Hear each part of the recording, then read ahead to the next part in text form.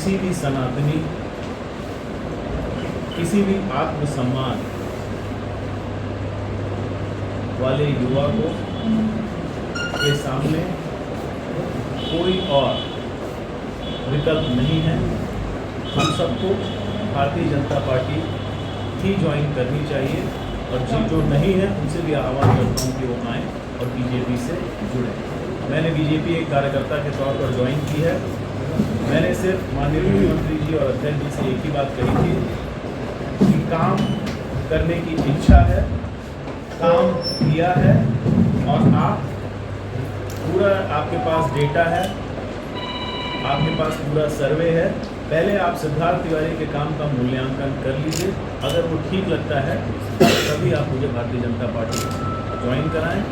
आदरणीय मुख्यमंत्री जी और अध्यक्ष जी ने इस बात को माना और जब उनको ठीक लगा तो उन्होंने आदेशित किया कि आप आइए और चल के हम ऐसा करेंगे। आगे पार्टी जो भी आदेश देगी इस राष्ट्र के निर्माण के लिए, प्रदेश के निर्माण के लिए और विंध्य के विकास के लिए वो मैं करने को तैयार हूँ। आप लोग अपने प्रश्न पूछें। सिद्धार्थ जी, आपने अपने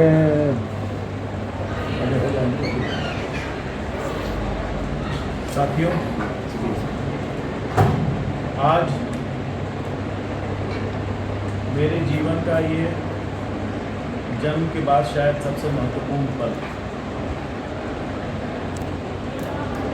मैंने भारतीय जनता पार्टी की रीत नीति से प्रभावित होकर हमारे यशस्वी प्रधानमंत्री, हमारे ग्लोबल लीडर आदरणीय नरेंद्र मोदी जी की नीतियों से प्रभावित होकर मध्य प्रदेश में भारतीय जनता पार्टी की सरकार में और आदरणीय मुख्यमंत्री शिवराज सिंह चौहान जी के नेतृत्व में जिस तरह का विकास 2 दशक में हुआ है उससे प्रभावित होकर हमारे भारतीय जनता पार्टी के प्रदेश अध्यक्ष आदरणीय नीलीश शर्मा जी से प्रभावित होकर के भारतीय जनता पार्टी ज्वाइन की। मुझे ऐसा लगा पिताजी पूरा जीवन कांग्रेस में, अचानक से इतना बड़ा फैसला, क्या वजह थी? मेरे बाबा पूरा जीवन कांग्रेस में नहीं थे। हमारे सांसद जी ने बड़ी एक सही बात कही और ये बात बिल्कुल सही है। मैंने स्वयं उनके मुँह से सुना है कि नेहरू जी को पहला काला झंडा तो बाबा ने दिखाया था। उन्होंने 1972 में कांग्रेस पार्टी ज्वाइन की थी। उसका सबसे मुख्य कारण ये था कि 1971 में भारत ने जो पाकिस्तान के 2 टुकड़े किए थे, पाकिस्तान को हराया था, उससे प्रभावित होकर उन्होंने कांग्रेस ज्वाइन की।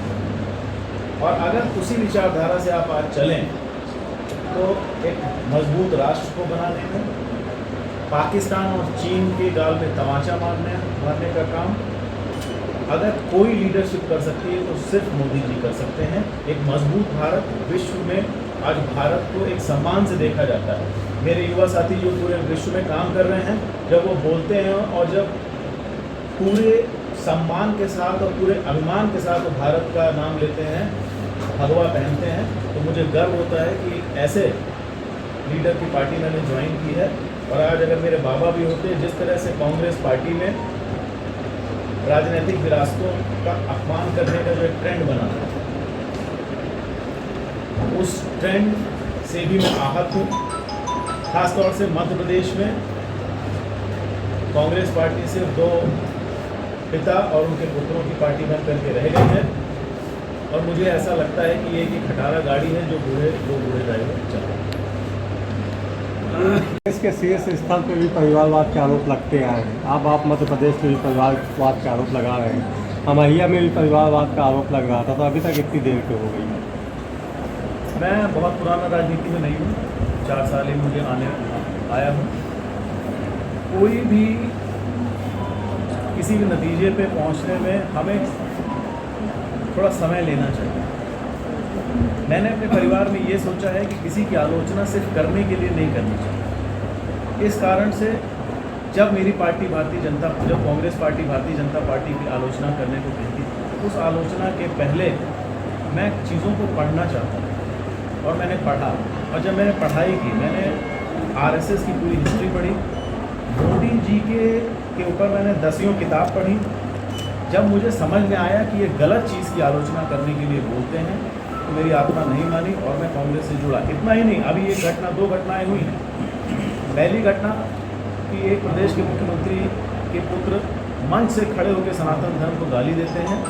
सेक्युलरिज्म की अगर ये परिभाषा है कि सर्वधर्म संभाव, तो ये किस तरह का सर्वधर्म संभाव है कि हम एक धर्म का तुष्टीकरण करें और एक धर्म को डेंगू बताएं।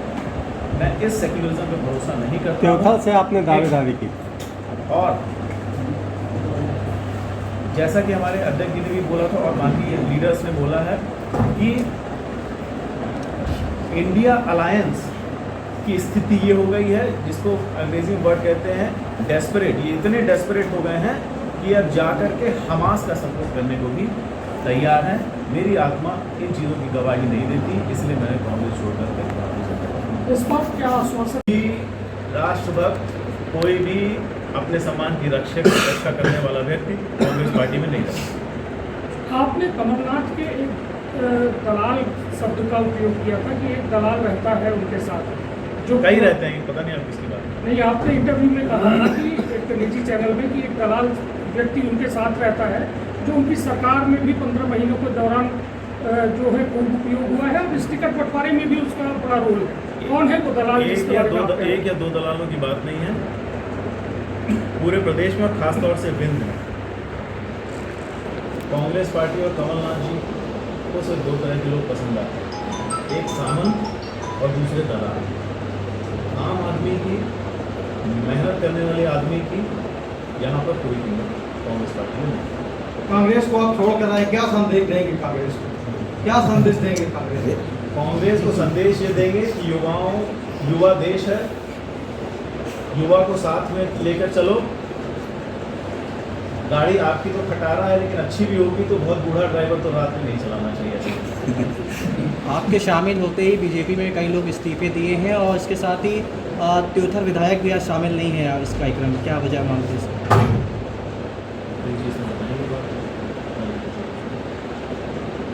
उनका ये कहना है कि यदि आपको प्रत्याशी बनाया गया तो वो पूरा संगठन इस्तीफा दे देगा, ऐसा।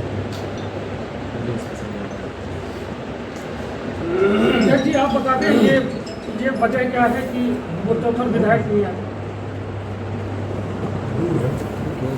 अचानक टाइम हुआ, आज जी आ रहे थे, सुबह फोन आया कि आज मैं आ रहा हूँ। सबसे पहले भारतीय जनता पार्टी कार्यालय आना चाहता हूँ, पंडित दीनदयाल उपाध्याय जी और श्यामा प्रसाद जी के शिशु को माल्यार्पण करके अपने नए जीवन की नई पार्टी की शुरुआत करना चाहता हूँ। तो स्थानीय स्तर पर जो थे, श्यामलाल जी यहाँ थे, उधर 80-90 किलोमीटर है, 11 विभाग की वजह नहीं आ पाए। दिवराज सिंह जी भी जवा के ही किसी गाँव में थे, आप पता कर सकते हैं। उसके अलावा सभी लोग यहाँ रीवा लोकल आसपास थे, सब उपस्थित थे। मतभेद और मनभेद जैसी स्थिति तो बिल्कुल भी नहीं है।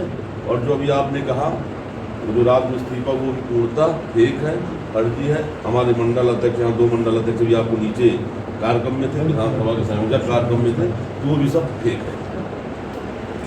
धन्यवाद।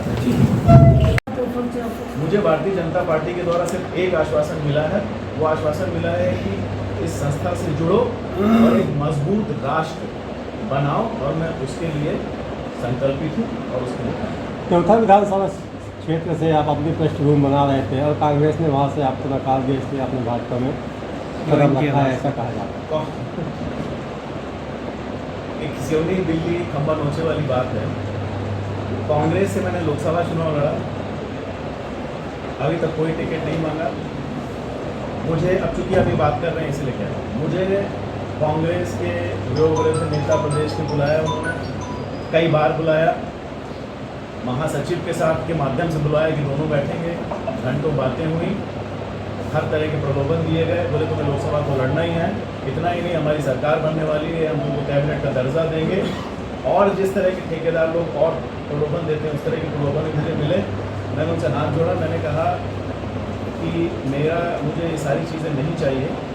अगर आप विंध्य प्रदेश की बात करना चाहते हैं, अगर आप युवाओं की बात करना चाहते हैं, अगर आप पार्टी में एक युवा की बात सुनना चाहते हैं तो मैं आपके साथ रहूँगा। अगर नहीं, अगर ये युवा विरोधी पार्टी है जो कि ये बन गई है प्रदेश में, क्योंकि ये सिर्फ 2 पिता और उनके पुत्रों की पार्टी है और यहाँ पर सिर्फ 2 ही युवा हैं, उनके लिए पार्टी काम कर रही है। बाकी सारे युवाओं का तुष्टिकरण हो रहा है और बाकी सारे युवाओं को हटाया जा रहा है। अध्यक्ष जी ने उसका मिसाल आपको कैबिनेट मिनिस्टरों के रूप में दे दी। इस तरह उनको सब हजारों समर्थक हैं सर, कविता पांडे जी ने